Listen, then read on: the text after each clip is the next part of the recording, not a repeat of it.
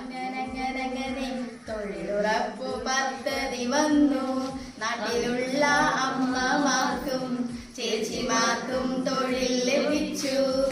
ജാതി മത ഭേദമില്ല, ആൺപെൺ വ്യത്യാസമില്ല.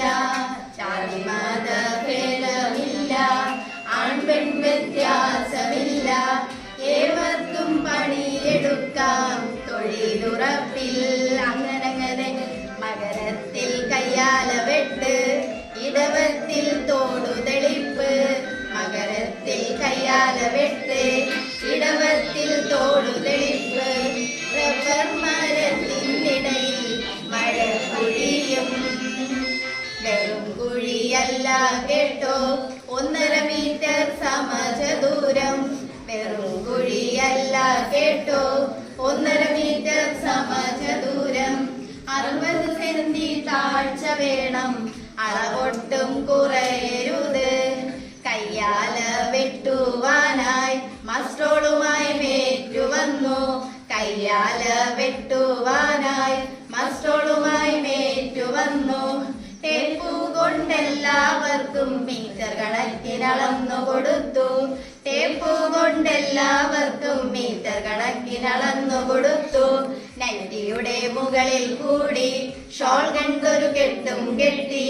നൈറ്റിയുടെ മുകളിൽ കൂടി ഷോൾ കൊണ്ടൊരു കെട്ടും കെട്ടി. ചേട്ടന്റെ ഷർട്ടുമിട്ട് പണി തുടങ്ങി.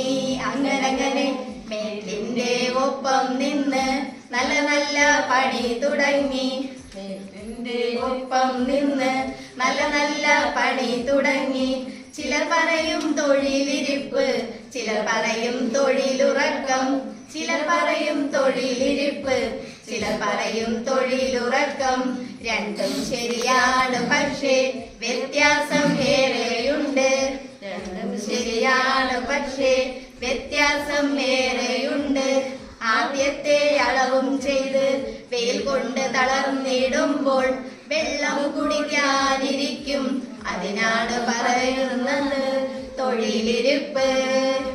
ഉച്ചയ്ക്ക് മുൻപായിട്ട് ആദ്യത്തെ അളവും ചെയ്ത് ഉച്ചയൂണും കഴിഞ്ഞ് വിശ്രമിക്കാൻ കിടക്കും. അതിനാണ് പറയുന്നത് തൊഴിലുറക്കം. കൃത്യം 2 രണ്ടാമത്തെ അളവ് തുടങ്ങും. 5 മണിക്ക് മുമ്പായിട്ട് അളവും ചെയ്തു തീർക്കും. പണിയെല്ലാം തീർന്നു കഴിഞ്ഞ് ഏതാനും നാൾ കഴിയുമ്പോൾ പണിയെല്ലാം തീർന്നു കഴിഞ്ഞ് ഏതാനും നാൾ കഴിയുമ്പോൾ ബ്ലോക്കിൽ നിന്നാള് വരും പരിശോധിക്കാൻ. അപ്പോഴേക്കും തോടെല്ലാം കാട് മൂടും, കയ്യാലയുടെ ഗ്ലാമറും പോകും. മഴക്കുഴി മൊത്തത്തിൽ വാഴക്കുഴികളായി മാറും.